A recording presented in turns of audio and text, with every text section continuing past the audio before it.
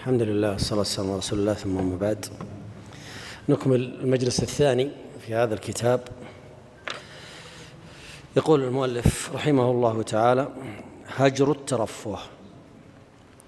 هجر الترفه، وعرف هذا عن السلف، فما كانوا يترفهون بلين الأكل لأجل أن تصلب قواهم وأجسادهم لأجل مطالعة العلم والبحث والدراسة. فالتنعم والترفه يورث الضعف، وخاصة في باب الطعام واللباس، وقد يلحق به السكن وغيره.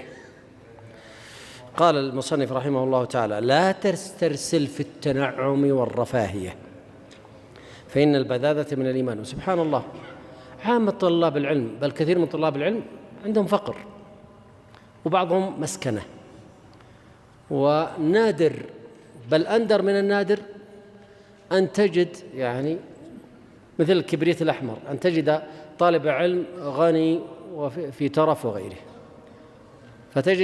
وتجد سبحان الله أن هذا من صرف طالب العلم عن الدنيا إلى أن يجمع قلبه وكليته على دين الله عز وجل أو على العلم الشرعي. ولذلك قلل من الأكل الناعم والكافيهات والمجالس وكثرة الرحلات ومتابعة الإعلانات التي تأتي في مواقع التواصل وغيرها، فهذا ليس من شأن طالب العلم. عامة الناس هذه من الأمور المباحة لهم، أما طالب العلم فكيف يصبر على طلب العلم ويعاني طلب العلم وهو يعيش التنعم والترفه، وترى عليه سمات الضعف والليونة. وخذ بوصية أمير المؤمنين عمر بن الخطاب رضي الله عنه في كتابه المشهور وفيه: وإياكم والتنعم وزي العجم. والعجم كل رجل لا يتكلم باللغة العربية، فهو عنده عجمة. فما معنى كلمة عجمة؟ أعجمي، عجمة. لا، أصل الكلمة. ارتاح يا شيخ، ارتاح. شيخ حامد، ما نبي شارب شيء، مرة مصمم. جدب جزاك الله خير. كتب الله خير. خلاص، هذه مرقة. دقها وتشوف. طيب.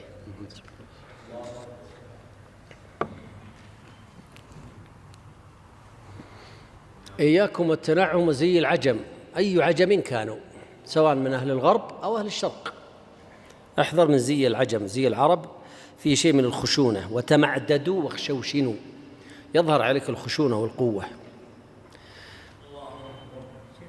العجم من العجمة، وهو الإبهام. أعجم على الشيء، ولذلك تسمى البهائم عجماوات، صح ولا لا؟ قال النبي صلى الله عليه وسلم: ليس في العجماء جبار، ففيه إبهام يحتاج إلى توضيح. ومنها لغة الأعجمي، يتكلم بلغة أعجمية. هذا شيء رحمك خيره. طيب، جزاك الله خير. جزاك الله خير. كتب الله أجرك. خلاص. طيب. طيب خلاص، يكفي يا شيخ، جزاك الله خير.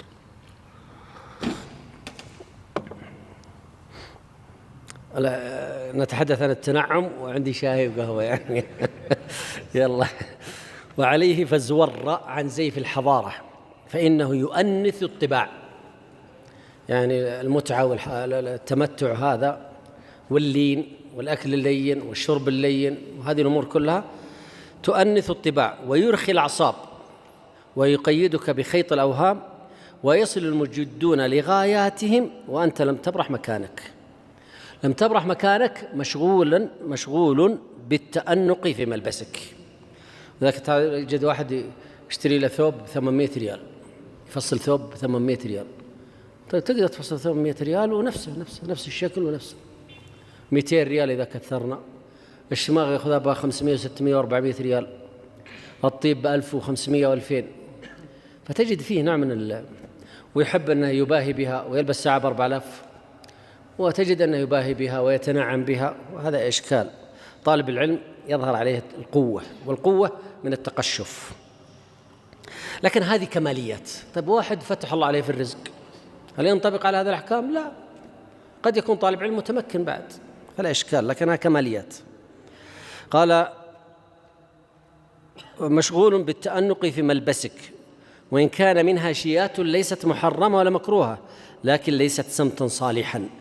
والشيخ يبحث عن الحلية، قال: والحلية في الظاهر كاللباس عنوان على انتماء الشخص. وتكلمت قبل المغرب على قضية حلية أهل العلم في كل بلد بحسبه، عنوان على انتماء الشخص بل تحديد له. وهل اللباس إلا وسيلة من وسائل التعبير عن الذات؟ ولذلك بعض الناس يقول: يا أخي أنتم بس تهتمون بالمظاهر. أبدا، المظاهر مؤثرة في المخابر، الظاهر يؤثر في الباطن ويظهر عليه، ولذلك والباطن كتغذية راجعة يظهر على الظاهر. فمن قال لك أن الملابس لا تؤثر في خلقة الناس. ولذلك لماذا يحرم إسبال الإزار؟ قال: إياك والإسبال، فإن الإسبال من المخيلة، لأن اللباس أحيانا يورث عندك الخيلاء، فالملابس تورث هذا الشيء. ولذلك ورد في الشريعة أحكام كثيرة، مثلا لباس الشهرة، مثلا زي كما ذكرت لكم الإسراف في الملابس فتظهر على الإنسان. فكن حذرا في لباسك، لأنه يعبر لغيرك عن تقويمك في الانتماء والتكوين والذوق. هذا كلام رائع جدا ومهم، أننا نربط بين تركيبة الإنسان وذوقه وفكره وعقيدته وما في باطنه أيضا بظاهره وملبسه، فهذه فيها بينها ترابط. من قال ما بينها ترابط؟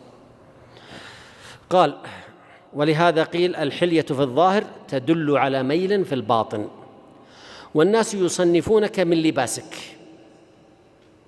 بل إن كيفية اللبس تعطي للناظر تصنيف اللابس من الرزانة والتعقل. تعرف الإنسان من خلال لباسه هل هو عاقل أو لا، أو التمشيخ والرهبنة كما ترى عند المتصوفة والنصارى، أو التصابي وحب الظهور. هل تضاف السيارة معها؟ ممكن السيارة تلحق بهذه الأحكام معا في نفس شيء. أما في اللباس والأكل فطالب العلم يختلف. فخذ من اللباس ما يزينك ولا يشينك، ولا يجعل فيك مقالا لقائل ولا لمزا للامز.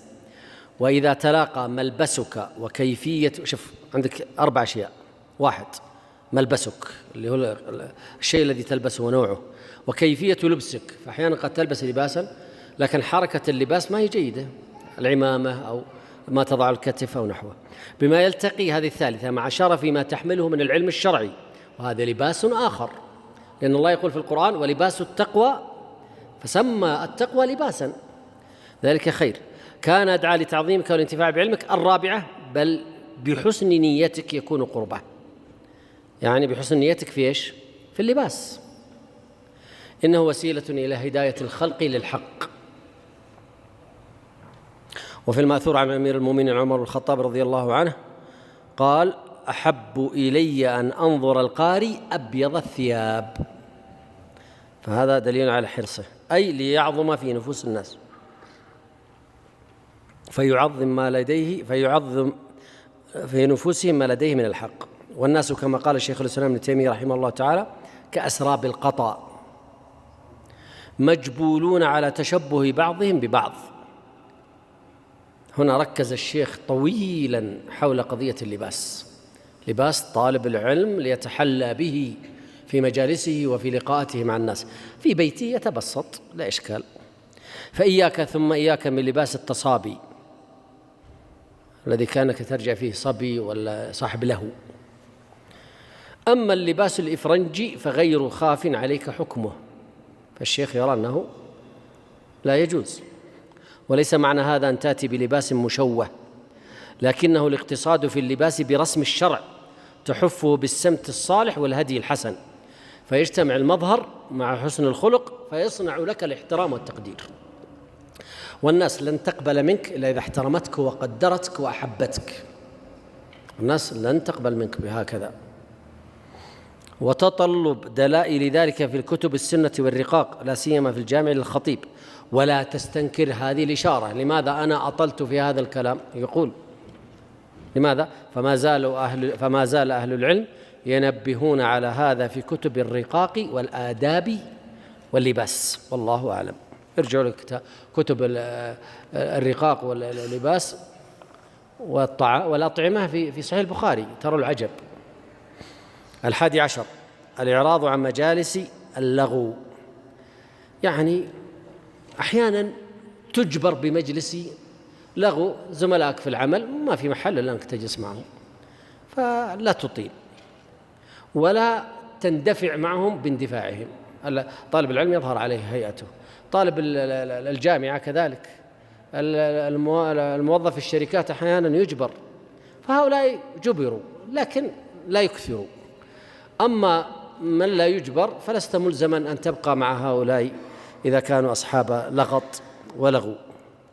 لا تطأ بساط من يغشون في ناديهم المنكر ويهتكون أستار الأدب، ذلك بعضهم في القضايا الجنسية والقضايا الكلام البذيء، وأحيانا بعضهم في الغيبة والنميمة، فتبعد نفسك عن هذه المجالس. فإن فعلت ذلك فإن جنايتك على العلم وأهله عظيمة. ومثل الجلوس في الطرقات وفي بعض الطلعات يعملونها بعض الشباب، فتأتي تجلس معهم وإذا هي لغط، ولو ذكرتهم بالله استثقلوك، رأوك ثقيل دم، فأنت تترفع عنهم. لا بأس أن يكون جلوسك معهم بسيطا وفي حدود معقولة، لكن أن تندفع وراءهم كل يوم لا. 12 الإعراض عن الهيشات. تخيل مضاربة، تجد من الناس يضاربون في الشارع، سيارة واحد لزله واحد ووقف، تضاربوا في الشارع، وإذا أحدهم طالب علم، مشكلة. طالب علم صابور ثقيل رزين كما يقول الشيخ، هادي، يعتذر ويقدم الاعتذار لو حصل منه شيء. فتصون وارفع نفسك عن مناطق اللغو واللغط والهيشات، فإن الغلط تحت اللغط، وهذا ينافي أدب الطلب. واحذر سرعة الغضب والانفعالات، لا تندفع، لا تنفعل بسرعة، اهدأ ستجد حلولا جميلة. فقط ذكر في هذا الموضوع سطرا ثم انتقل إلى لطيفة من اللطائف. يقول: ومن اللطيف ما يستحضر هنا ما ذكره صاحب الوسيط في أدباء شنقيط، وعنه في معجم المعاجم، أنه وقع نزاع بين قبيلتين فسعت بينهما قبيلة أخرى في الصلح، فتراضوا بحكم الشرع، قالوا أعطونا الشرع ونحن راضين، وحكموا عالما.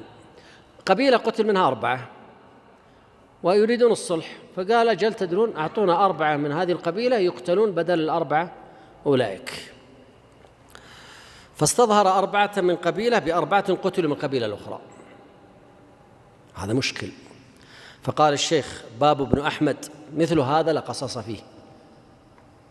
فقال القاضي: إن هذا لا يوجد في كتاب. القاضي الذي حكم بأنه يأخذون 4 من القبيلة الأخرى يقتلونهم، قال: لا يوجد في كتاب. قال: بل في كل كتاب، بل لم يخلو منه كتاب. فقال القاضي: هذا القاموس المحيط، اقرأه، الفيروزابادي. فتناول صاحب الترجمة القاموس اللي هو باب بن أحمد، وأول ما نقع نظره عليه: والهيشة الفتنة وأم حبين. يقول الشيخ تحت: هي دويبة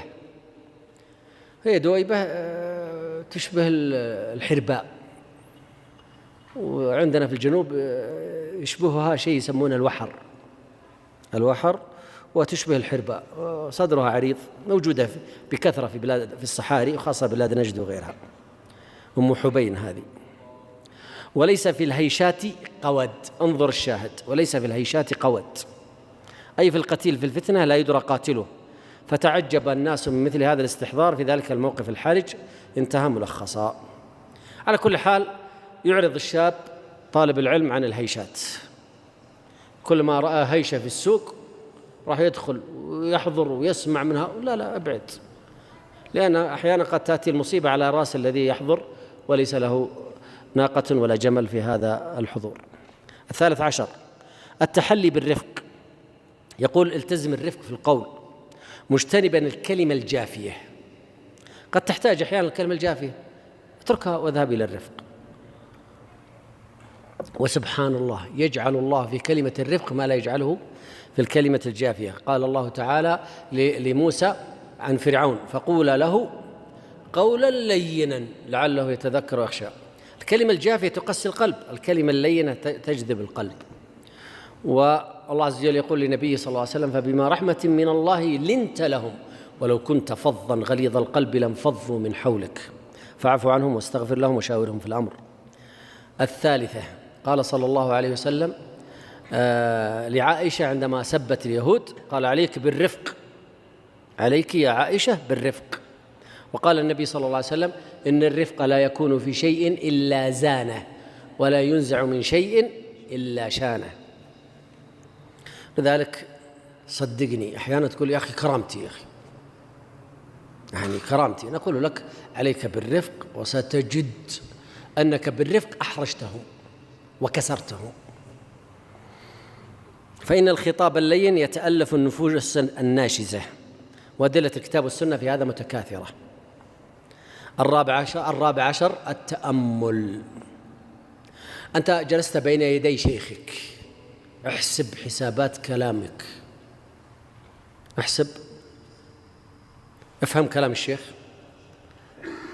إذا أردت أن تسأل الشيخ فتأمل في صياغة السؤال، تأمل في عدم إحراج الشيخ، في أسلوب السؤال. اسمع: التحلي بالتأمل، فإن من تأمل أدرك، وقيل تأمل تدرك، وعليه فتأمل عند التكلم بماذا تتكلم وما هي عائدته، وتحرز في يعني ما المآل نتيجة كلامك، وتحرز في العبارة والأداء دون تعنت أو تحذلق، وتأمل عند المذاكرة كيف تختار القالب المناسب للمعنى المراد، وتأمل عند سؤال السائل كيف تتفهم السؤال على وجهه حتى لا يحتمل وجهين.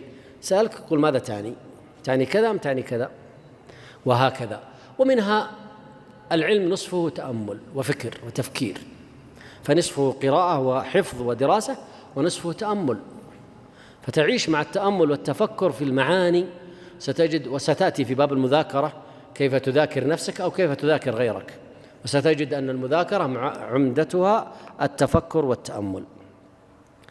الخامس عشر الثبات والتثبت. نعم، جمع الشيخ، وليست يعني بغريبة عند الشيخ أن يجمع شيئين لا علاقة لهما ببعض، مثلا خفض الجناح ونبذ الخيلاء الكبرياء، القناعة والزهادة. هنا الثبات والتثبت. الثبات على المبدأ. الثبات: أنا أحضر درس فلان وأجلس 20 سنة، أنا حافظ على مبادئي وقيمي على طول، أنا صاحب ثبات في طلب العلم كذلك. أما التثبت فهو الاحتراز في أخذ الخبر، فتتثبت في أخذ الخبر. قال الله تعالى: يا الذين آمنوا إن جاءكم فاسق بنبأ فتبينوا، وقرأت فتثبتوا، فتتثبت في الحصول على الخبر. فهذا شيء وهذا شيء، جمع الشيخ في نقطة واحدة، وإلا فالفرق بينهما واضح. فقال: تحلى بالثبات والتثبت، لا سيما الآن سيركز على الثبات ويترك التثبت في الملمات والمهمات. ومنه الصبر والثبات في التلقي. اثبت في طلب العلم ولو سنوات، هاجر لطلب العلم إلى بلاد أخرى تتعلم شيئا جديدا. وطي الساعات في الطلب على الأشياخ. بعض المشايخ قد يلقي درسا من الفجر حتى صلاة الظهر، اجلس، اثبت، اصبر. ولذلك لماذا نقول لا تتلين؟ فإن من ثبت نبت وظهر له الخير الكثير بإذن الله. أما التثبت قلت لكم هذا الاحتراز، وهذا شيء جيد. الفصل الثاني. أيوة نعم، أحد له سؤال في السابق؟ أحد يريد أن يسأل؟ ما شاء الله، ولا سؤال. شوفوا، أحد أمرين، ولا سؤال، أحد أمرين: إما أنكم فاهمين كل شيء وما شاء الله ما شاء الله، ولا ما أنتم فاهمين ولا شيء. فلا تسألون. نعم.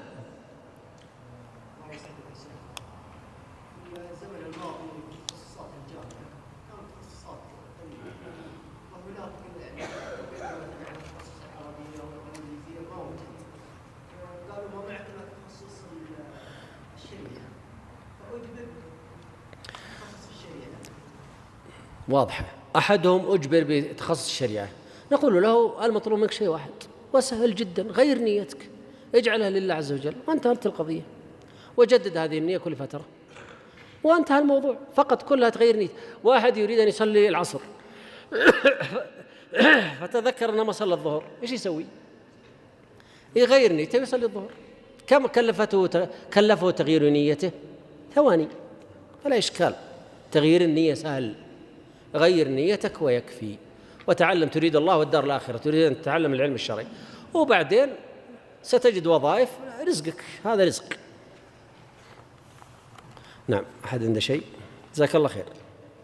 أنت أحسن واحد لأنك سألتني كيفية الطلب والتلقي. الآن كيف أطلب العلم؟ يوجد وسائل كثيرة، ولكل عالم طريقته، ولكل بلد طريقته. فالبلاد التي على المذهب المالكي ليست كالبلاد التي على المذهب الشافعي، والذي على المذهب الشافعي ليس كالمذهب الحنبلي والحنفي، فكل بلد يختلف. وبعضهم يستخدم طريقة أهل الحديث، وبعضهم يستخدم طريقة، كل له طريقة. الشوكاني له طريقة، الألباني له طريقة، مشايخ المملكة لهم طريقة، المشايخ في البلاد الأخرى كل له طريقته. أهم شيء أن يصل إلى العلم بأي طريقة كانت بحسب البلد الذي هو فيه. والشيخ هنا ركز على التعليم عندنا وطريقة طلب العلم عندنا في المساجد. قال: من لم يتقن الأصول حرم الوصول. في بداية طلبك للعلم حدد متنا واحفظه، يعني بعد القرآن والسنة تبدأ تحدد متنا وتحفظه. مثلا في الفقه تحفظ متنا، في المصطلح تحفظ متنا، في الأصول متنا، وهكذا، في العقيدة متنا. قال: ومن رام العلم جملة ذهب عنه جملة. انتبهوا لهذه العبارة المهمة جدا. خذ العلم قطرة قطرة.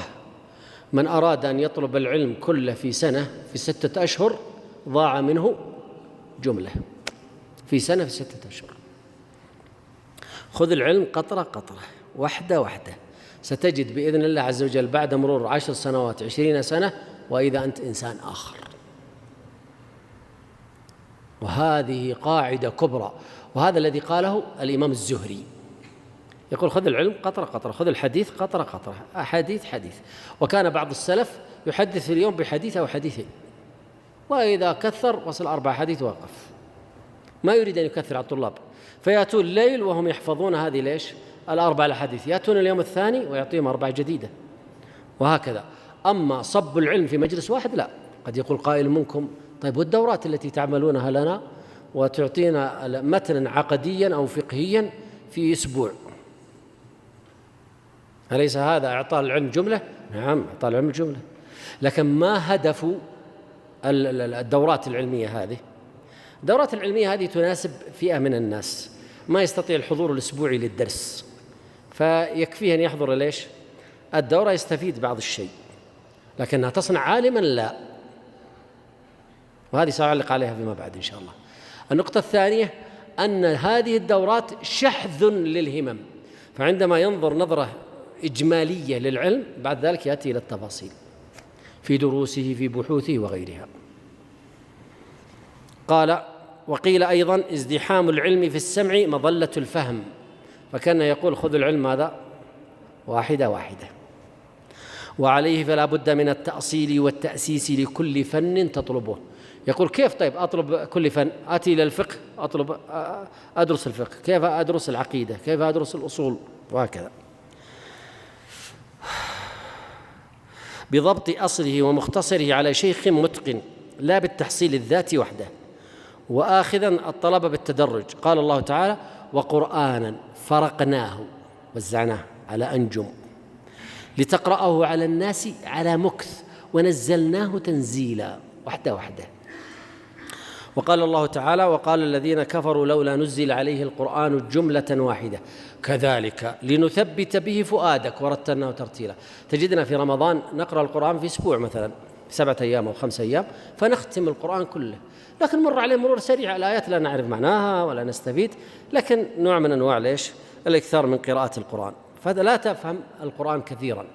بينما لو تأخذ كل يوم آية، كل أسبوع آيتين 3 آيات، تجلس تعيش معها، هنا ثبات العلم في الذهن. وقال الله تعالى: الذين آتيناهم الكتاب يتلونه حق تلاوته. فأمامك أمور لا بد من مراعاتها في كل فن تطلبه. ثم ذكر 6 أمور. وطبعا هذه الأمور التي ذكرها حقيقة هذه الأمور تختلف بحسب طبائع البلدان والمجتمعات. اسمع: حفظ مختصر فيه. أنا أريد أن أطلب العقيدة، أحفظ مختصر في العقيدة. ضبطه على شيخ متقن، تقرأه على الشيخ المتقن. والحمد لله نحن في زماننا هذا أصبح يوجد في اليوتيوب المتن كاملا يقرأه شيخ، فأنت صحح قراءتك على قراءة هذا الشيخ، وهذا سهل علينا العلم، سهل علينا العلم. حفظ مختصر فيه، ضبطه على شيخ متقن، عدم الاشتغال بالمطولات. أيوة، إذن تضبطه على شيخ متقن حفظا، ويقوم الشيخ بتفكيك عبارات المتن.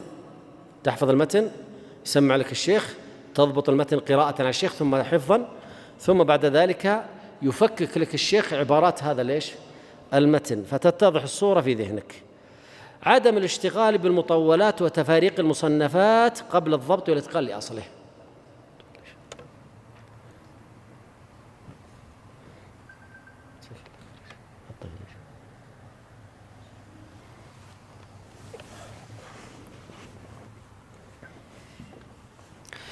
طبعا الاشتغال بالمطولات هذا الإنسان الباحث أو القارئ، فلا مانع أنك تقرأ، لكن المؤلف يقول أجلها قليلا، فهذه المطولات ليس هذا وقتها. فلما يأتي إنسان يقرأ في فتح الباري أو في المغني أو في غيرها من الكتب، لا بد أن يكون عنده أساسات يستطيع من خلالها أن يقرأ، فتؤجل قراءتها، لا تنتقل من مختصر إلى آخر بلا موجب. أيوة، تبدأ في الزاد وتبدأ في الحفظ، تحفظ الزاد تنهي باب الطهارة. والله معاناة، وأنتم جربتم الحفظ والمعاناة التي فيه. طبعا حفظ القرآن سهل جدا، وحفظ السنة أيضا سهل، أصعب من حفظ القرآن. حفظ المتون لا معاناة غير طبيعية، معاناة مهلك حفظ المتون. فأنت هم باب الطهارة، أقول لك ما يصلح، أشوف دليل الطالب أفضل، فيأخذ دليل الطالب ويبدأ من باب الطهارة ويبدأ في الحفظ. أنا باب الطهارة والله معاناة وتعب. تدري هذا إنسان، شوفوا التنقلات هذه، تدري أخسر المختصرات يعني ما نجح هنا ونجح هنا، فيأتي للأسهل، فتجد يصل باب الصلاة ولا باب الزكاة يتعب فيوقفه، وهذا أسلوب غير جيد. فالمؤلف يقول: فهذا من باب الضجر. ابدأ بكتاب واحد وأتمه، استشر فيه مشايخ، استشر فيه العلماء، راجع الكتب، تحدد والله الكتاب والله أرى أن الزاد يناسبني، خلاص احفظ الزاد، اصبر عليه، ستتضجر، كمل. إذا تجاوزت نصف الكتاب تشجعت تكمله، تجاوزت نصف الكتاب. الإشكالية دائما أن التضجر في النصف الأول، قبل ما تنهي نصف الكتاب، في الربع الكتاب، في ثلث الكتاب تعاني، فانتبه، اعتمد على متن واحد. الخامس: اقتناص الفوائد والضوابط العلمية. الشيخ لم ينظر في طلب العلم إلى القراءة أبدا، إنما يذكر لك منهج الحفظ والتسميع والدراسة على الشيخ، ولم يذكر القراءة أبدا، بل إنه قال لك في رقم 3: عدم الاشتغال بالمطولات وتفريق المصنفات، يعني لا تقرأ. واقتناص الفوائد والضوابط العلمية دليل على أنك تقرأ.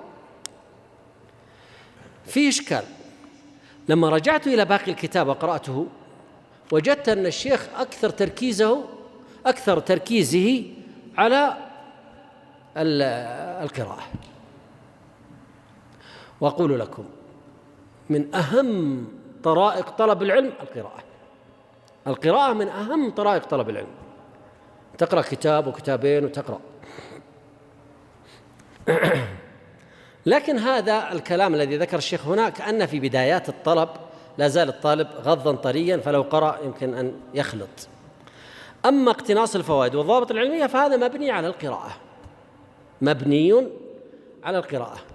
فلا بأس أن تقرأ في البدايات وتستشير شيوخك في اختيار الكتاب المناسب للقراءة. والله أشوف ما دام تقرأ تحفظ مثلا الزاد أو العمدة الفقه أو غيره، ما رأيك في شرح عمدة الفقه لابن جبرين مثلا؟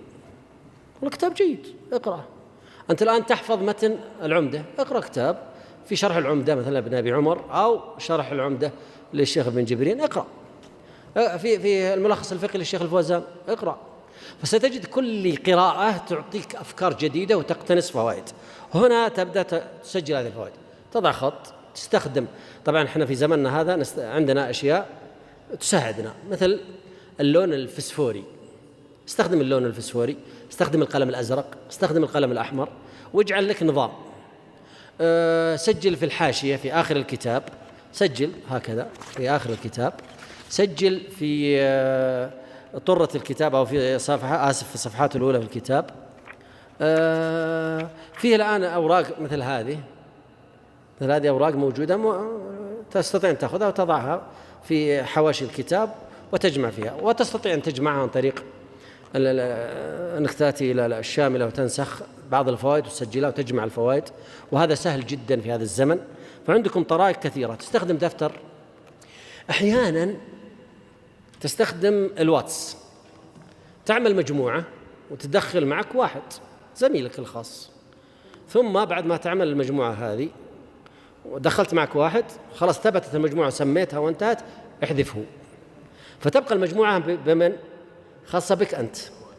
وهنا تسجل الفوائد إما بالتصوير أو بالقراءة، مثلا أقرأ فأسجل وأجمع الفوائد. تجتمع معي مجموعة فوائد كبيرة، والتليجرام أجود من الواتس في هذا. تجمع مجموعة كبيرة من الفوائد، يمكن بعدين ترتبها وتنزلها على جهازك. ولا بد يكون عندك جهاز مكتبي في البيت، إما لابتوب أو جهاز مكتبي ممتاز جدا. الجهاز المكتبي من أحسن ما يكون، مريح لك. فتقتنص الفوائد والضابط العلمية.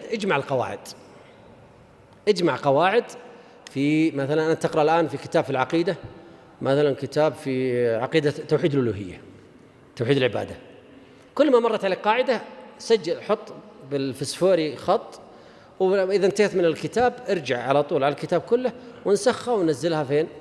في الوورد عندك في جهازك، واحتفظ بها. قواعد في توحيد الألوهية، قواعد في توحيد الأسماء والصفات واجمعها، قواعد في القدر، قواعد مثلا في التوسل والتبرك، قواعد في سجود السهو، قواعد في الأخلاق، وهكذا.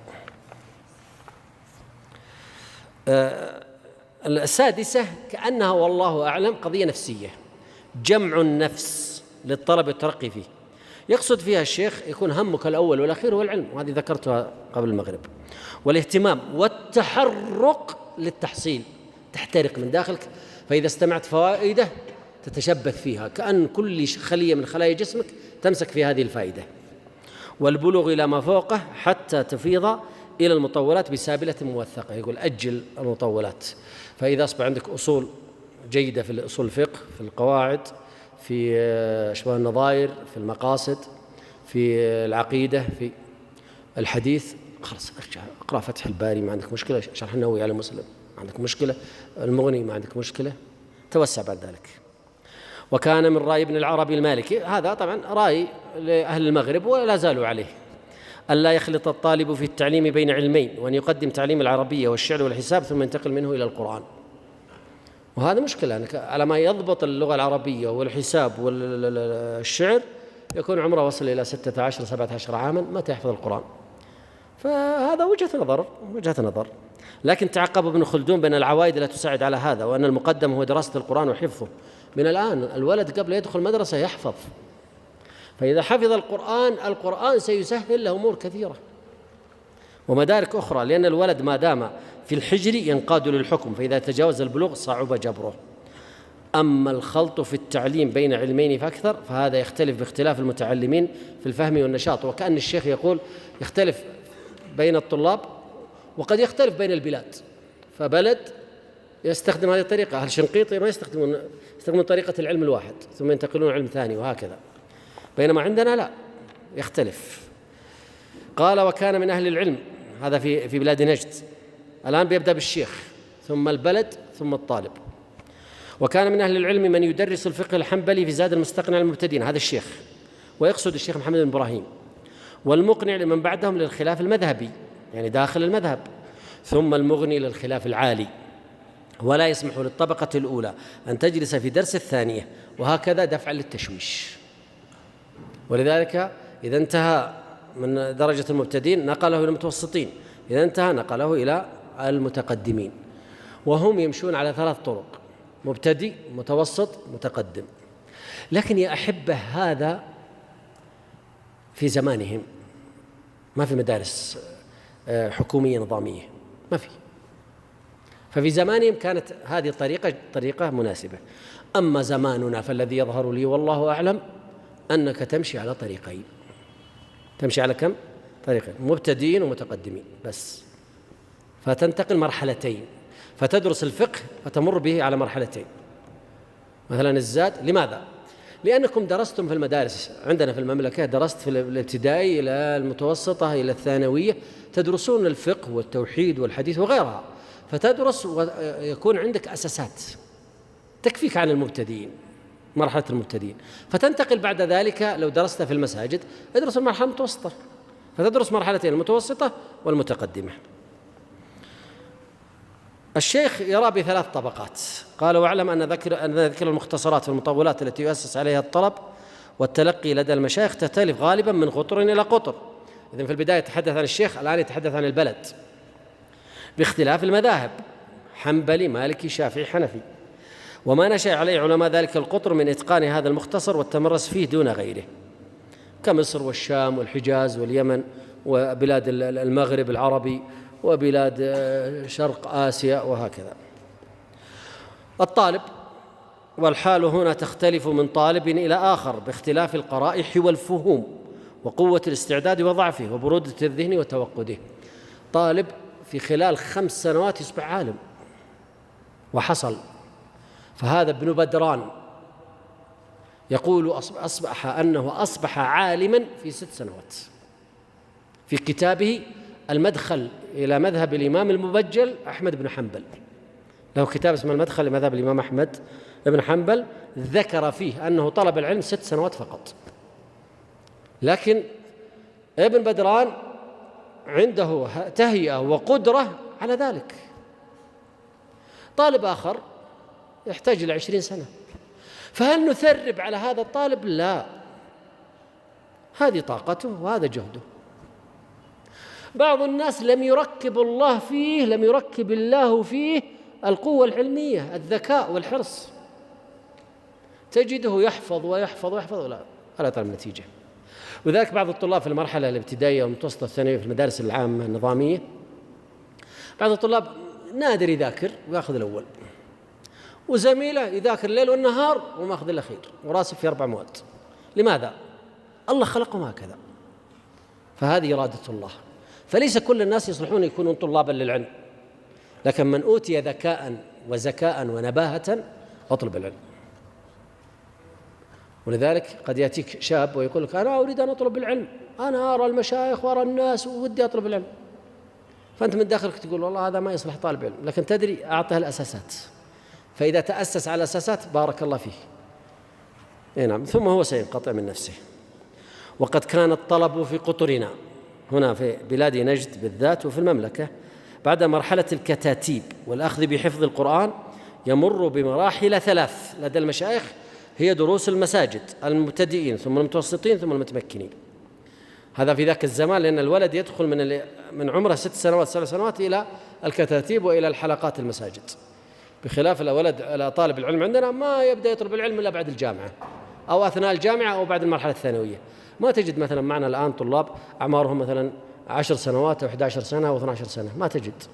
هذا في زمانهم. الآن تجد عمره 14 15 ونادر غالبيتكم الذين يجلسون أمامي طلاب جامعة وما بعد الجامعة. في التوحيد 3 الأصول وأدلتها، القواعد الأربعة، ثم كشف الشبهات، ثم كتاب التوحيد 4 للشيخ محمد بن عبد الوهاب، هذا توحيد العبادة. توحيد الأسماء والصفات، العقيدة الواسطية، ثم الحموية والتدمرية 3 لشيخ الإسلام ابن تيمية رحمه الله تعالى، والطحاوية مع شرحها. لو نظرتم أين الثلاثية هنا؟ 4 ما في ثلاثية، صح ولا لا؟ بل يمكن أكثر، لكنه يضم في المتن الواحد، في المرحلة الواحدة قد يضم 2. فهمتم معي؟ وفي النحو الآجرومية، ثم ملحة الإعراب للحريري، ثم قطر الندى لابن هشام، وألفية بن مالك مع شرحها لابن عقيل، هذه 4، فيمكن أن يضم 2 في مرحلة. وفي الحديث 40 للنووي، ثم عمدة الأحكام المقدسي، ثم بلوغ المرام لابن حجر، والمنتقى للمجد بن تيمية. فالدخول في قراءة الأمات ال6 وغيرها. أهم شيء هي الكتب ال6: البخاري ومسلم وداود والترمذي والنسائي وابن ماجه. في المصطلح نخبة الفكر لابن حجر، ثم ألفية العراقي رحمه الله تعالى، 2. في الفقه مثلا آداب المشي إلى الصلاة للشيخ محمد بن عبد الوهاب، هذا للأطفال. ثم زاد المستقنع للحجاوي رحمه الله تعالى، وعمدة الفقه. ثم المقنع للخلاف المذهبي، والمغني للخلاف العالي 3 لابن قدامة. وفي أصول الفقه الورقات للجويني، ثم روضة الناظر لابن قدامة. حقيقة روضة الناظر لا تناسب، يوجد الآن كتب أجود يمكن الرجوع لها. وفي الفرائض الرحبية، هذا في ذاك الزمان كانوا يحفظون الرحبية وهي شافعي، مذهب الشافعي. في الزمن هذا لا، ألفت كتب في هذا الزمن وعليها جداول ورسمات وتسهيل أجود بكثير من تلك الكتب، فيمكن الاعتماد عليها أفضل من الرحبية والفوائد الجلية. طيب، وفي التفسير تفسير ابن كثير رحمه الله تعالى. أما المتخصص في التفسير فلا، يأخذ بالتفسير ابن كثير كمقدمة ثم ينطلق إلى كتب التفسير الأخرى. وفي أصول التفسير المقدمة لشيخ الإسلام. وفي السيرة النبوية مختصرة للشيخ محمد بن عبد الوهاب، واصلها لابن هشام، وزاد المعاد لابن القيم. الآن في هذا الزمن طلعت كتب أجود في بساطتها وسهولتها، مثل الرحيق المختوم، كتاب سهل وبسيط، ولما تقرأ تعيش مع سيرة النبي صلى الله عليه وسلم. نعم، فيمكن الاعتماد عليها. أما زاد المعاد كتاب واسع ويحرر المسائل ويحققها، فيتعب طالب العلم، وهذا للطالب العلم منتهي زاد المعاد. لكن مثل الرحيق المختوم كتاب سهل، من قرأه فهمه. وفي لسان العرب العناية بأشعارها كالمعلقات ال7، والقراءة في القاموس لفيروز آبادي رحمه الله تعالى. وأنا حقيقة أرى أن تاج العروس من أجود وأفضل كتب اللغة. أفضل كتب لسان العرب ولغة العرب هو تاج العروس، وهكذا من مراحل الطلب في الفنون. لكن هذا الشيخ جعل لنا المنهج الموجود في ذاك الزمان، وقلت لكم يوجد الآن أكثر من 30 أو 40 طريقة لطلب العلم، وكل منكم له طريقته، استفد من هذا وهذا، ولا تشغل نفسك بأن كل مرة إيش الطريقة، لا، امسك طريقة واحدة وامشي عليها إلى الأخير، وكل شيخ له طريقته، وكل طريقة فيها عيوبها. لماذا؟ لأنها جهد بشري، والجهد البشري يتطرق له الخطأ والضعف والقصور. وكانوا مع ذلك يأخذون بجرد المطولات، هذه في المجالس، لكن القراءة الخاصة قد تجرد أنت مطولات في قراءتك الخاصة، مثل تاريخ ابن جرير وابن كثير وتفسيريهما.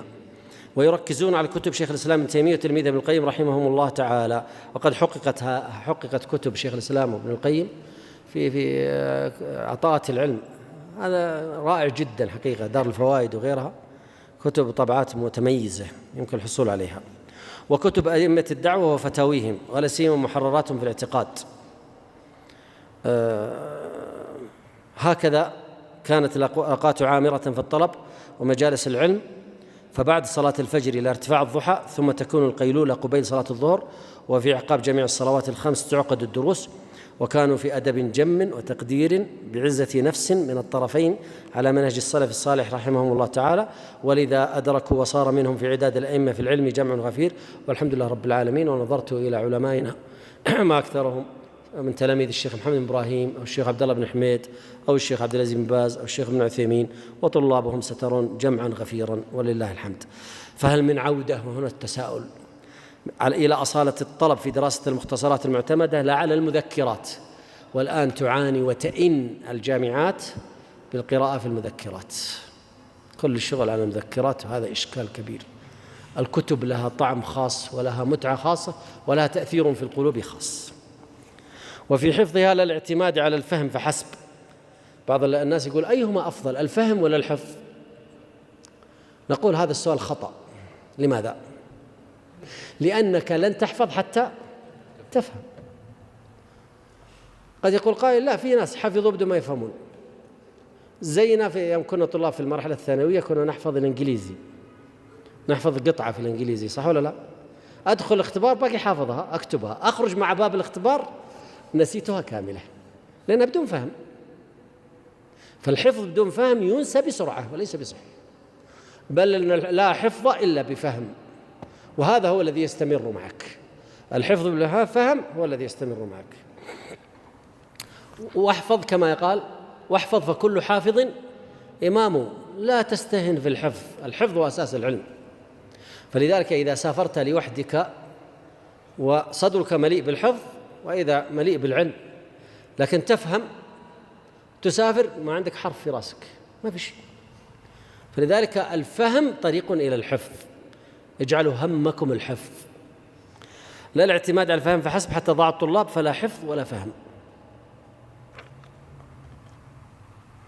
ولذلك ليت أننا يوجد في مجتمعاتنا المسلمة أن يوجد برامج للتسميع المتون وحفظ المتون في المساجد، وهذا خير كثير. وفي خلو التلقين من الزغل والشوائب والكدر سير على منهاج السلف. يعني سيخلو الحفظ والتلقين والضبط على الشيخ، يبعدك عن كثير من الزيغ الذي يحصل بسبب زغل العلم، لأن للعلم زغل، والذهب إلى كتاب اسمه زغل العلم، والله المستعان. قال الحافظ عثمان بن خرزاذ رحمه الله تعالى، اللي هو من هو عثمان بن خرزاذ؟ الذهبي. يحتاج صاحب الحديث إلى 5، فإن عدمت واحدة فهي نقص. يحتاج إلى عقل جيد، حطوا 1، هذا لازم يكون ذكي، ودين. فالديانة سبحان الله توسع صدره وتفتح قلبه ومداركه للحفظ والضبط والعلم. وضبط، بعض الناس يحفظ حفظا ركيكا ثم يرجع فيحفظ حفظا ركيكا فيجمع الركيك على الركيك. وبعد ما يختم، أذكر أحدهم ختم القرآن في 1.5 شهر في دورة، ثم دخل في الصحيحين فحفظ ركيك على ركيك، فلا ظهرا أبقى ولا أرضا قطع، ما يصلح. لا تنتقل إلى حفظ الحديث حتى تضبط حفظ إيش؟ القرآن، ولا تجلس سنوات. فإذا شعرت من داخلك بأنك واثق من ضبطك للقرآن، انتقل إلى الحديث واحفظ الصحيحين أو غيره أو بلوغ المرام أو غيرها. وحذاقة بالصناعة، وهذه تأخذها بالتجربة والخبرة والممارسة، الممارسة الذاتية. بعضكم ينتظر الشيخ يقول له ابحث لي المسألة الفلانية، لا يا أخي، ابحث مسألة ومسألتين و10 و100 و1000، اجلس اقرأ في بيتك وابحث في بيتك مع أمانة تعرف منها. فإذا سألوه سؤالا ويقول ارجع إلى فتاوى ابن تيمية موجودة هناك، ارجع للمغني، أنا عارف أنها في المغني، أنا أسألك، فهو لا يعرف شيئا فيحيلك على الكتب الكبار وخلاص. قلت أي الذهبي، الأمانة جزء من الدين والضبط داخل في الحفظ، فالذي يحتاج إليه الحافظ أن يكون تقيا ذكيا نحويا لغويا زكيا حييا سلفيا، يكفي أن يكتب بيديه 200 مجلد. يا سلام، نحن في زمن خلاص الآن الناس خلصك، فهو يقول يكتب بيديه 100 مجلد. إيش معناها 200 مجلد؟ قد يكون المجلد 100 صفحة 50 صفحة ما ندري، لكن معناها الصبر والمعاناة. فكان الذهبي كتب أكثر من 200 مجلد. ويحصل من الدواوين المعتبرة 500 مجلد، وألا يفتر عن طلب العلم إلى الممات بنية خالصة، إلى الموت بنية خالصة وتواضع، وإلا فلا يتعنى. إذا ما توطن نفسك على الصبر وطول النفس وطول الزمان كله وتجمع فيه قلبك وكليته على العلم، وإلا فلا تتعنى. لي وجهة نظر، أطرحها لكم، ممكن تسجلون معي بعض الأفكار. أنا أرى أن طرق العلم 5 ويتلوها السادس. طرق العلم كمين؟ 5 ويتلوها السادس. الطريقة الأولى طريقة الحفظ، ويبدأ بحفظ القرآن ثم السنة ثم ينتقل إلى المتون العلمية، وهذه تنفع في الطالب المبتدئ. لكن واحد عمره 25 سنة وبدأ يريد طلب العلم، عمره 25 سنة ثم فكر أنه يطلب العلم، قبلها ما يريد، الآن فتح الله عليه وهداه للعلم، خلاص صعب جدا أن نقول له ابدأ من الصفر في الطلب وهو يتخرج من الجامعة وكذا، فلا، هذا له منهج. لكن الحفظ إذا كان صبيا صغيرا عمره 7 8 سنوات ويريد أن يطلب العلم، يطلب على الطريقة التي ذكرها الشيخ. فهذا عندنا طريقتان، انظر هذا الإنسان كم سنه، فتبدأ معه مثلا إذا كان كبيرا ابدأ بحفظ القرآن حتى تختمه وتضبطه، ثم انتقل إلى حفظ السنة سواء عن طريقة عمدة الأربعين النووية، بلوغ المرام، عمدة الأحكام، أو عن طريق حفظ الصحيحين وما تبعها.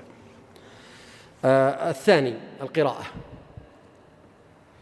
وكلامي لكم القراءة تكون قراءة مفتوحة. أعطيكم إياها على بلاطة، كن فوضويا في قراءتك. كيف؟ والله أنا عندي إشكال، ماني فاهم سجود السهو. اقرأ سجود السهو حتى تجد من نفسك أنك ضبطته. خلاص، جتني مشكلة التوسل المشروع والممنوع، والله ماني فاهم إيش معنى توسل وما التوسل المشروع الذي يذكره العلماء الممنوع، أروح أقرأ فيه. يوم من الأيام سمعت واحد يتكلم زي اليوم، تكلم عن الديمقراطية. إيش الديمقراطية وإيش حكمها؟ أروح أقرأ فيها.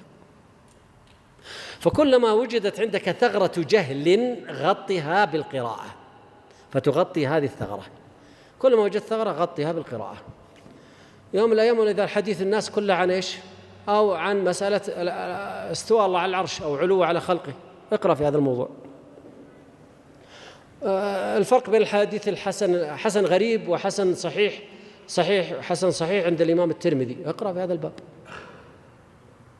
قاعدة أصولية مثلا يقول لك مثلا العبرة بعموم اللفظ لا بخصوص السبب، ايش معناها؟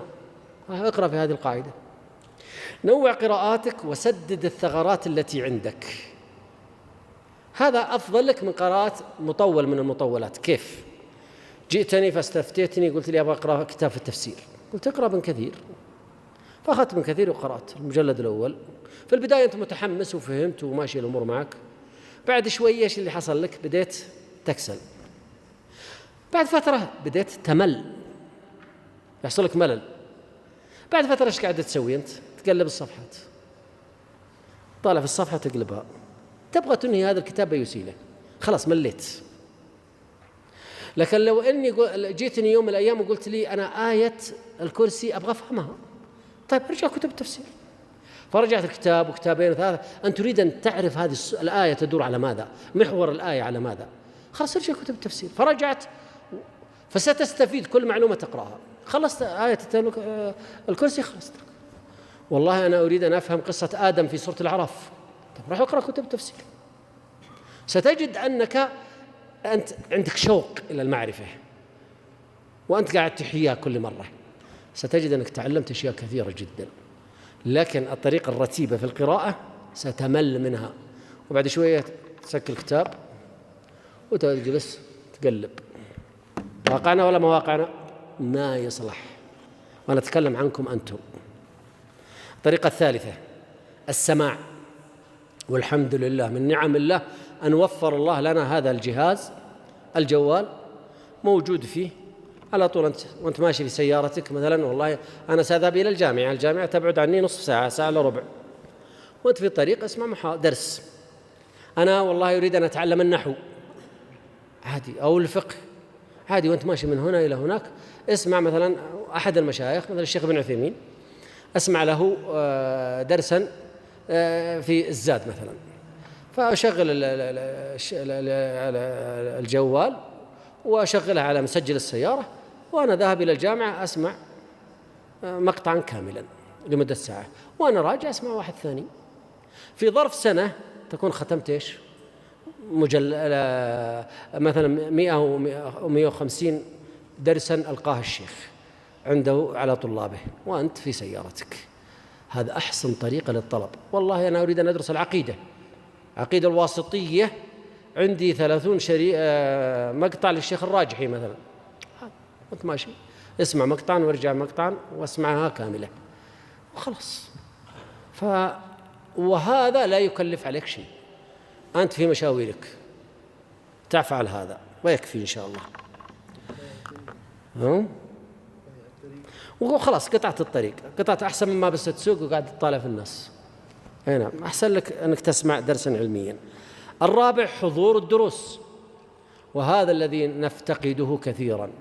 أين طلاب العلم من حضور الدروس العلمية؟ أين أنتم؟ حضور دورة أيوة، ولكن درس لا. لماذا لا أدري. فاحضروا. أنا حضرت لأحد المشايخ عنده 6 طلاب أمامه وهو يدرس درسا رائعا ماتعا، 6 طلاب. أين بقية طلاب العلم؟ أين هم؟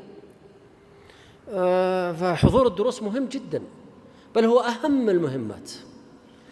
الطريقة التي تليها ابدأوا فيها أنتم اللي أمامي من البحث. الطريقة الخامسة البحث. وعندنا طرق للبحث. مثلا امسك لك كتاب في الفقه ترى مرتب، ما مثل العقيدة توهك، خلوها شوي العقيدة. الآن الفقه مرتب. خذ كتابة مثل أخصر المختصرات مثلا، وامسكها مسألة وخذ المسألة وارجع إلى كتب 4 7 8 10، لا تتعدى 10 كتب. 10 كتب سواء في المذهب الحنبلي أو في غيره، واقرأ وسجل شروح وفوائد عند هذه المسألة، ثم انتقل المسألة التي تليها. وحاول يكون لك شخصية موجودة في المسألة، حاول أنك تنتقد. اشتغلوا بالبحث. البحث هو الذي يصنع العلماء. حضور الدروس والبحث تصنع العلماء، انتبهوا. وبعضكم استفاد فيكمل دراسات عليا فيستفيد بحوث في الجامعة ويتعلم الطريقة العلمية السليمة في البحث. طيب، حققت هذه ال5: حفظ وقراءة وسماع وحضور وبحث. افتح درسا وابدأ علم الناس. افتح درسا في مسجدك، افتح درسا في المساجد، افتح درسا إذا رجعت بلدك، افتح درسا وعلم الناس علم شرعي. لأن بعض الناس يرجع إلى بلده فيفتح مواعظ وإرشادات وخطب فقط، لا، درسا علميا. هذا الذي يصنع منك شيئا وتصنع أنت في بلدك شيئا. فهذه 6 طرق. نعم. 17 تلقي العلم عن الأشياخ. نعم، من كان شيخه كتابه كان خطأه أكثر من صوابه. الأصل في الطلب أن يكون بطريقة التلقين والتلقي عن الأساتذة، والمثافنة للأشياخ. إيش معنى المثافنة؟ الثفن هذه ركبة البعير فيها ثفنة شديدة، فالمثافنة للأشياخ يعني لصق ركبتك في ركبة شيخك، القرب من الأشياخ، كما فعل جبريل عليه السلام عندما أسند ركبتيه إلى ركبتي النبي صلى الله عليه وسلم. هذه مثافنة الأشياخ. والجلوس بين يدي الشيخ، يعني أحيانا في بعض الدروس العلمية تلقى الشيخ يلقي الدرس أمامه 10 من الطلاب، وفيه 5 هناك جالسين في آخر المسجد، و5 هناك، و3 هناك، وواحد متكي على عمود وجالس فاتح الجوال ويقعد يقلب في الجوال، مرة على الواتس ومرة على السناب ومرة مع الشيخ. لا، اقرب من شيخك واجلس عند كرسيه، اقرب من شيخك. أحيانا الشيخ يلقي الدرس والطلاب مسوين دائرة كذا، خطأ. ولذلك الله عز وجل عاتب الكفار في سورة الإسراء فقال: ومنهم من يستمع إليك. ما قال يستمع لك، لو كان يستمع لك غريب، يستمع لك من بعيد. هنا ومنهم من يستمع إليك حتى إذا خرجوا من عندك قالوا الذين أوتوا العلم ماذا قال لنا. فهذه سورة محمد.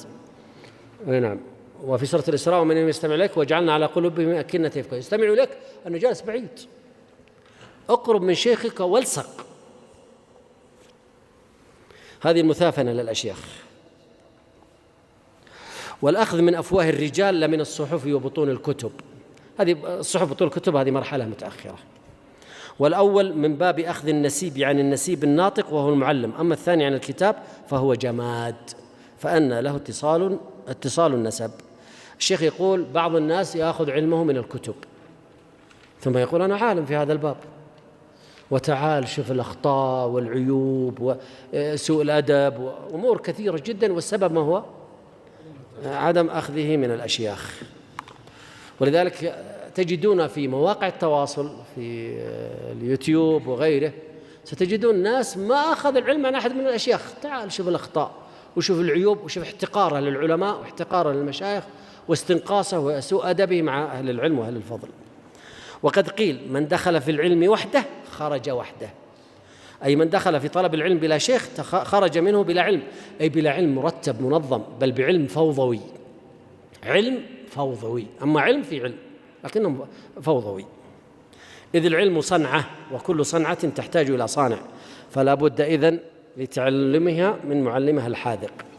وهذا يكاد يكون محل إجماع كلمة من أهل العلم إلا من شذ، مثل علي بن رضوان المصري الطبيب، وقد رد عليه علماء عصره ومن بعدهم. الرجل طبيب وبدأ يهتم بقراءة الكتب الشرعية، فبدأ ينتقص الدروس العلمية. ويوجد في زمننا هذا أطباء كثير اتجهوا إلى القراءة في العلم الشرعي ثم تهوكوا فأفسدوا، ولا داعي أن أذكر الأسماء. أفسدوا فسادا لا مثيل له في فهم القرآن وفهم السنة وغيرها، وأنتم تعرفون بعض هذه الأسماء موجودة.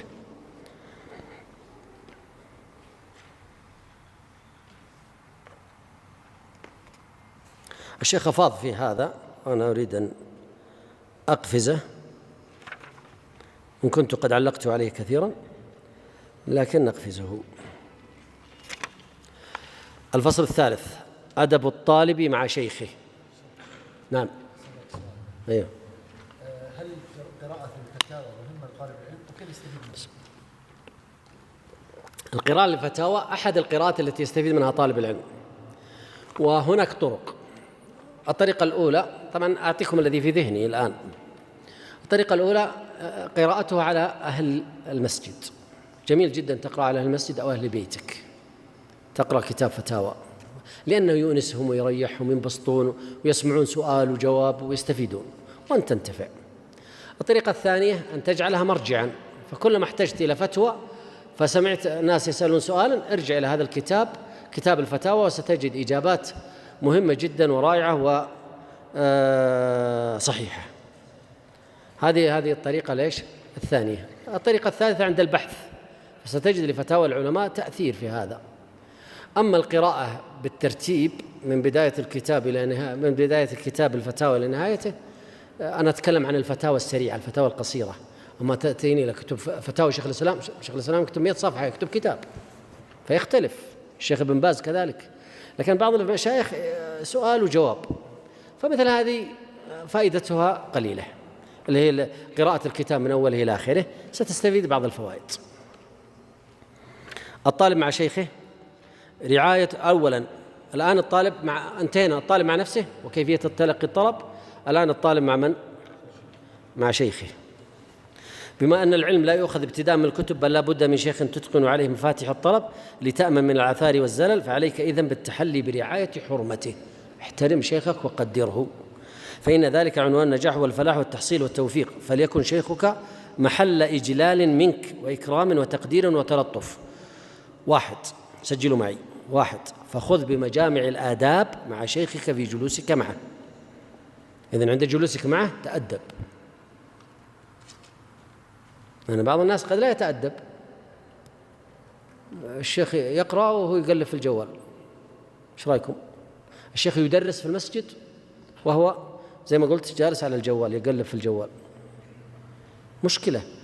بعضكم قد يفتح الجوال لأن الشيخ استشكل قضية، يقول والله ما أدري إيش معنى هذه الكلمة، فراح على طول كتبها في جوجل وجالس يقرأ فيها، اللي هي المسألة التي استشكلها شيخه. هذه سوء أدب، هذه قلة أدب مع الشيخ.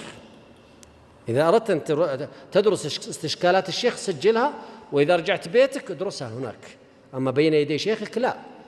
بعض الناس يأتي إلى حديث فيقول الشيخ لا أعرف هل صحيح أو ضعيف، على طول يكتب الحديث ويشوف هل من صححه ومن ضعفه. هذا إشكال آخر. عرفتوا يا مشايخ؟ انتبه، ما تفتح الجوال بين يدي شيخك إلا إن كانك تنتظر اتصال من الوالد أو الوالدة، هذا قضية أخرى. في أحد الأحبة نبهني على خطأ صفحة 29 يا مشايخ. وقال الحافظ عثمان بن خرزاد متوفي سنة 282، هذا ما هو الذهبي، ما هو الذهبي، هذا خطأ وقعت فيه.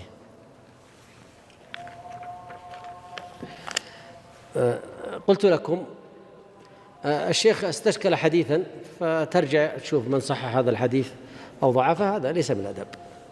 بعد الدرس روح البيت وادرس الموضوع وأخبر الشيخ برسالة. أحيانا كما ذكرت لكم يمكن أنا أنتظر أبي يتصل علي أو أمي تتصل علي، هذا لا بأس، يكون جوالك مفتوح وعلى الصامت وتنتظر، هذا لا إشكال فيه. أما أن يتابع وأقعد أرد على زملائي أتواصل معهم والشيخ يشرح، أحسن لك لا تحضر، لأنك إذا ما حضرت ما أنت قليل أدب، حضرت أنت قليل أدب، فأحسن لك لا تحضر.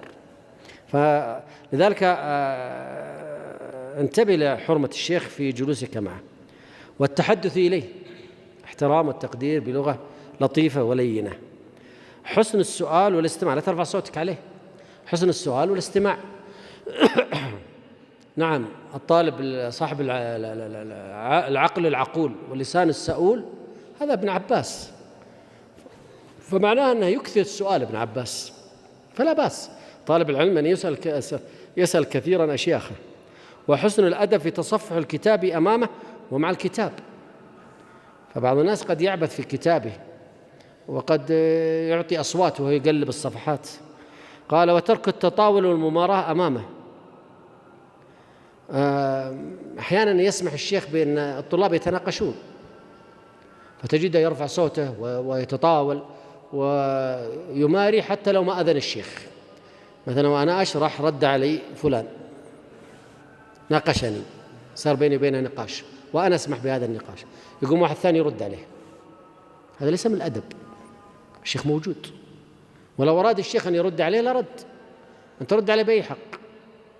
بعد الدرس قابله في الخلاء وأقول له خارج المسجد، وأقول له أنت أخطأت في الفهم، المقصود كذا وكذا. أما والشيخ يشرح هذا ليس من الأدب. أو وعدم التقدم عليه بكلام أو مسير أو إكثار الكلام عنده. الشيخ سئل سؤال فتوى أو سؤال علمي من طالب علم أو من عامي، فبعض الناس يقوم يبادر هو اللي يجاوب، بأي حق تجاوب؟ ليس من الأدب أن تجيب بين يدي شيخك. إذا خرجوا فكلمه بما شئت، أما والشيخ موجود وترد، إكثار الكلام عنده، أو مداخلته في حديثه ودرسه بكلام منك، أو الإلحاح عليه في جواب. سألت الشيخ سؤال فأجاب إجابة مطاطة أو إجابة بعيدة قليلا. يا شيخ أنت ما جاوبت على سؤالي، أعد السؤال، تعيد السؤال وتعيد السؤال. الشيخ ما يريد يجاوبك، له مقصد في عدم إجابتك، له مقصد، فاحفظ إجابتك لك، ولا تحاول أنك إلا يجيب سؤالك بالدقة التي يريد. لا، خلاص أجابك إجابة فيها نوع من أنواع الهروب من الإجابة على السؤال، خلاص بعد الدرس إن أردت تجلس معه لوحدك لا بأس. وتجنب الإكثار من السؤال لا سيما مع شهود الملأ، فإن هذا يجيب لك الغرور وله الملل. 9 لا تناديه باسمه مجردا أو مع لقبك، قولك يا شيخ فلان، بل قل يا شيخي أو يا شيخنا، فلا تسمه، فإنه أرفع في الأدب. ولا تخاطبه بتاء الخطاب أو تناديه من بعد من غير اضطرار، يعني أقرب إلى عنده وكلمه. وانظر ما ذكره الله تعالى من الدلالة على الأدب مع معلم الناس الخير صلى الله عليه وسلم في قوله لا تجعلوا دعاء الرسول بينكم كدعاء بعضكم بعضا. إذن علمنا القرآن الأدب مع الشيخ، وكما لا يليق أن تقول لوالد. الآن الأدب في مجلس الشيخ انتهى من الأدب من الشيخ، وانتقل الشيخ إلى الحديث عن الأدب في مجلس الشيخ. والتزم توقير المجلس وإظهار السرور من الدرس والإفادة به، حتى لو لم تكن الفائدة كبيرة، تقول والله كل الكلام اللي قاله الشيخ أعرفه، ما جاب لي جديد، مليت. لا، أظهر السرور والأدب طلاقة الوجه والانتفاع وحسن الانتفاع يظهر في وجهك أمام شيخك. وإذا بدا لك خطأ من الشيخ أو وهم فلا يسقطه ذلك من عينك، فإنه سبب لحرمانك من علمه، ومن ذا الذي ينجو من الخطأ سالما. وأحب أن أنبه على مسألة ما ذكرها الشيخ لكني مرت علي.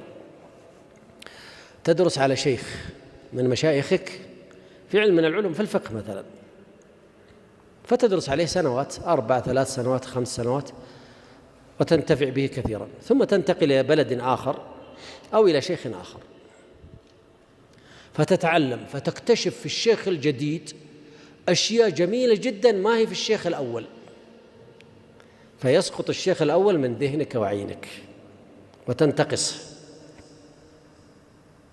هذا الانتقاص اللي جاء في نفسك ترى طبيعي، لكن لا تظهره على لسانك ولا في أفعالك. يبقى الشيخ الأول له عليك فضل وله احترام وتقدير. وستكتشف بعد سنوات أن عند الشيخ الجديد أخطاء الشيخ الأول ليست عنده، ثم الشيخ الثالث تكتشف أخطاء في الأول والثاني. الشيوخ بشر يخطئون ويصيبون. طيب، ثم أنت انتفع من الشيخ الأول ببعض المزايا الجميلة التي عنده، واستفد من الشيخ الثاني بعض المزايا، والشيخ الثالث، حتى تأتي هذه الكمالات كلها عندك، ثم تدرس الناس فيكتشفون فيك أخطاء، لأن الله عز وجل خلقنا في نقص، فلا تستغرب هذا. واحذر أن تمارس معه ما يضجره، ومنه ما يسميه المولدون حرب الأعصاب. بعضهم والشيخ يشرح جالس يتسوق من سواك يطالع فيه كذا وأنا معبر، وبعدين الشيخ يتكلم سكر الكتاب يجلس يسمع. طيب لا تحضر. نعم، خلاص أنت شبعان لا تحضر، ما يهتم في الكتاب. وأحيانا الشيخ يقول خذوا هذه الفائدة سجلوها، وهو جالس كذا ينظر في الكتاب وينظر في الشيخ. طيب الشيخ يقول سجلوها، ليش ما تسجلها؟ إذن عندك سوء أدب. فتنتبه لمثل هذه الأشياء. ترى هذه الدقائق قد لا تنتبه لها وتراها شيء عادي، الشيخ يراها شيء إساءة، يراها إساءة. وقال صفحة كم شيخ؟ 34. بمعنى امتحان الشيخ على القدرة العلمية والتحمل. وإذا بدا لك الانتقال لشيخ آخر فاستأذنه بذلك، فإنه أدعى لحرمته. لا بأس إذا كان في نفس التخصص أو في نفس الكتاب، لا بأس. لكن إذا مثلا شيخ يدرس الحديث وآخر يدرس الفقه وثالث يدرس العقيدة فلا إشكال إن شاء الله تعالى. فإنه أدعى لحرمته وأملك لقلبه في محبتك والعطف عليك. أحيانا يأتي إلى البلدة، يكون شيخ يدرس في هذه البلدة والحضور عند طلابه معروفون، فجاء شيخ أكثر علما منه فسكن في هذه البلدة، فماذا يصنع الطلاب؟ ينسحبون كلهم للشيخ الثاني، فيتفاجأ ما عنده أحد، أو عنده طالبان أو 3 أو 4، فيورث في نفسه ماذا؟ حقدا وغلا. من هو السبب؟ طلاب.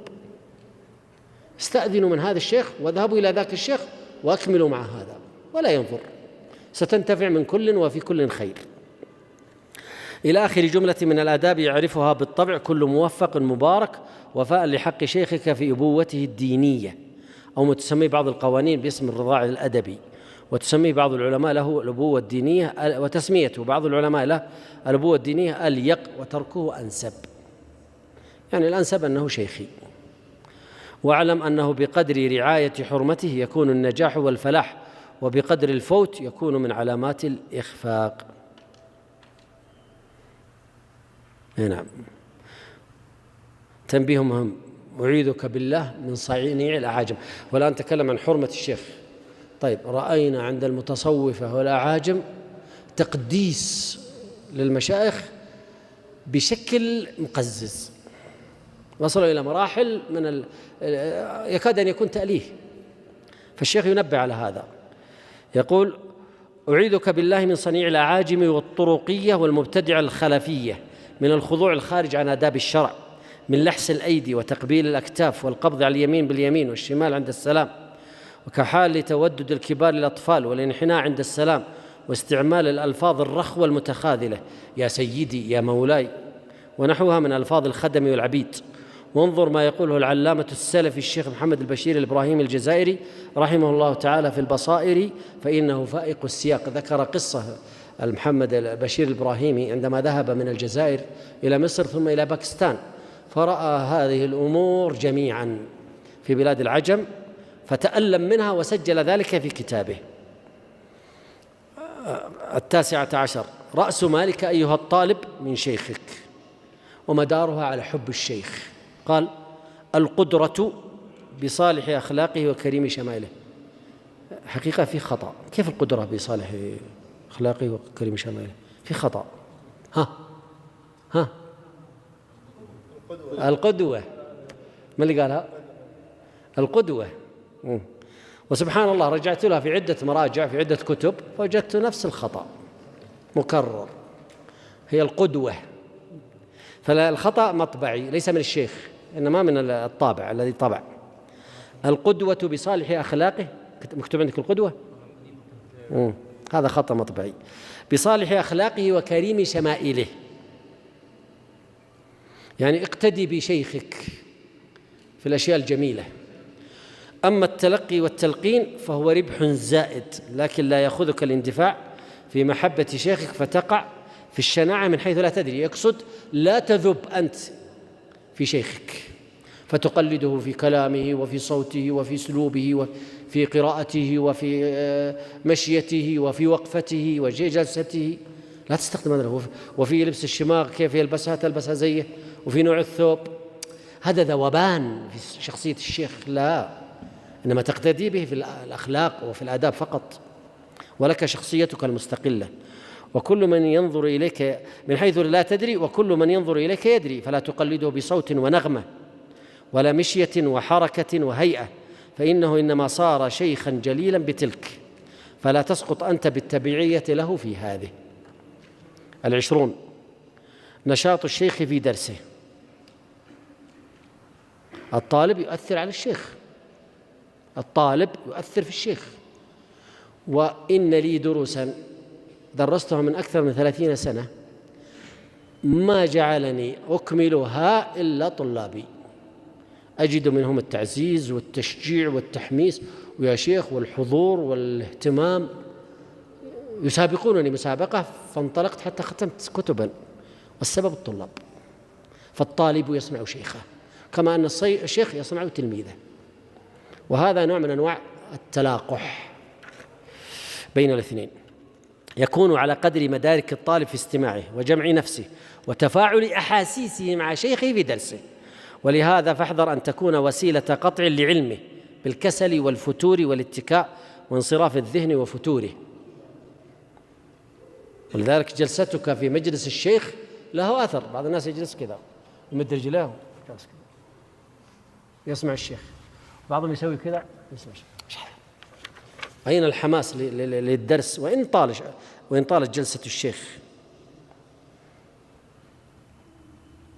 من باب النكتة، كان عندي درس من الفجر إلى الساعة 9 قديما قبل قرابة 20 سنة، ثم أنتهي ويبدأ الشيخ أحد المشايخ في درسه من 9:30 أو 10 إلى الظهر، فحضر الطلاب عندي إلى الساعة قرابة 9، ثم ذهبوا إلى الشيخ فجلسوا معه من 9:30 إلى قبل الظهر. قبل الظهر أحد الأخوان رحمه الله تعالى جاء سكتة فحملوه على المستشفى وتوفي رحمه الله تعالى، توفي في مجلس العلم يعني رحمة الله عليه.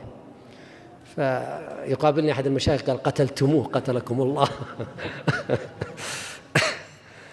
قال الخطيب البغدادي رحمه الله تعالى: حق الفائدة ألا تساق إلا إلى مبتغيها، ولا تعرض إلا على الراغب فيها، فإذا رأى المحدث بعض الفتور من المستمع فليسكت، فإن بعض الأدباء قال: نشاط القائل على قدر فهم المستمع.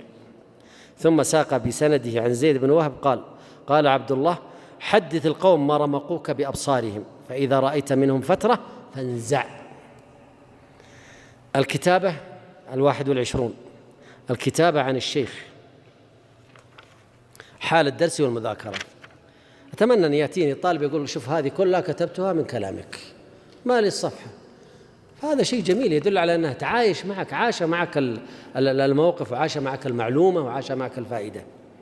الكتابة عن الشيخ حال الدرس والمذاكرة، وهي تختلف من شيخ الآخر فافهم، ولهذا أدب وشرط. أما الأدب فينبغي لك أن تعلم شيخك أنك ستكتب، ونحن في هذا الزمان المشايخ يسمحون اكتب أي فائدة في حواشي كتابك، أو كتبت ما سمعته مذاكرة. وأما الشرط فتشير إلى أنك كتبته من سماعه من درسه، وتجعل للشيخ رمز في كتابك، لأنك قد تقرأ على شيخ آخر، مثلا فلان سين فلان عين وهكذا. 22 التلقي عن المبتدع. الشيخ ينكر أن تتلقى العلم عن مبتدع، سيؤثر فيك. والآن في اليوتيوب دروس ومحاضرات لمبتدعة، وقد تسمع منهم فيورثون الشبهة في قلبك، نسأل الله السلامة والعافية. انتبهوا من مقاطع اليوتيوب بكثرة. في بلدنا لله الحمد ما تجد مبتدعا يلقي درسا، بل هم أهل السنة وجماعة، لكن قد تجد من يتكلم، وخاصة في علم المنطق، في علم المنطق وعلم الأصول وبعض العلوم الاقتصاد، يوجد منهم رافضة وغيرهم، تجد أنهم أبدعوا في هذه الأبواب، فقد يؤثرون عليك. احذر أبا الجهل المبتدع الذي مسه زيغ العقيدة وغشيته سحب الخرافة، يحكم الهوى ويسميه العقل ويعدل عن النص. وهل العقل إلا في النص؟ كما قلت لكم، لأن العقل من يكمل؟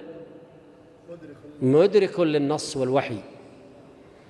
ويستمسك بالضعيف ويبعد عن الصحيح. ويقال لهم أيضا أهل الشبهات وأهل الأهواء، ويقال لهم، ولهذا كان ابن المبارك رحمه الله تعالى يسمى المبتدعة الأصاغر، ولذلك تلقي العلم الأكابر عن الأصاغر هذا منه.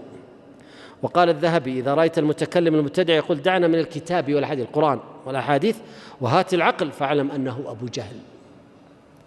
وإذا رأيت السالك التوحيدي اللي هو الصوفي يقول دعنا من النقل ومن العقل وهات الذوق والوجد، مذهب الصوفية، فاعلم أنه إبليس قد ظهر بصورة بشر وقد حل فيه. فإن جبنت منه فاهرب، ما تستطيع فاهرب، وإلا فاصرعه وابرك على صدره واقرأ عليه آية الكرسي واخنقه. وقال أيضا رحمه الله تعالى: وقرأت بخط الشيخ الموفق ابن قدامة، قال: سمعنا درسه أي ابن أبي عصرون مع أخي أبي عمر.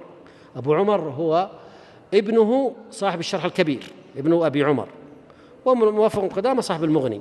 قال: وانقطعنا، فسمعت أخي يقول: دخلت عليه بعد على ابن أبي عصرون، فقال: لما انقطعتم عني؟